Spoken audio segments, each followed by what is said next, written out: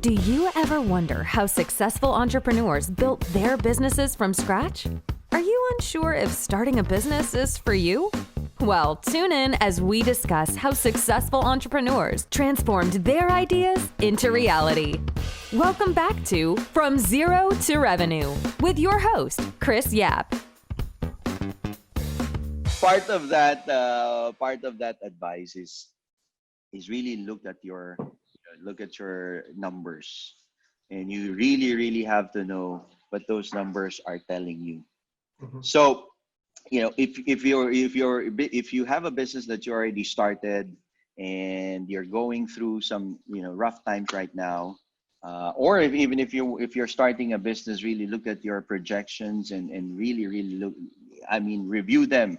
In this case, typical projections for us would really be annual, right? I mean, if this is a normal environment, we'd have a projection and we're going to take a look at them on an annual basis.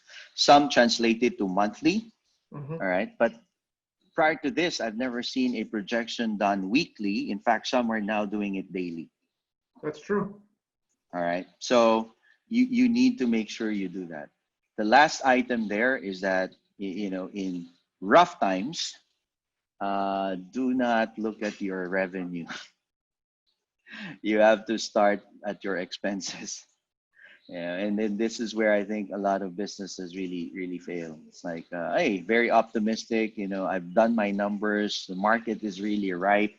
But when things don't really work out, there's that temptation that it's going to work out. We'll open another segment. We're going to sell more services there, and we're going to generate more revenue. We look at revenue as the major factor in that decision-making approach, right? That cannot happen right now. And even when you're starting a business, hey, you have good sales projection, fine. You're hitting your projection, fine.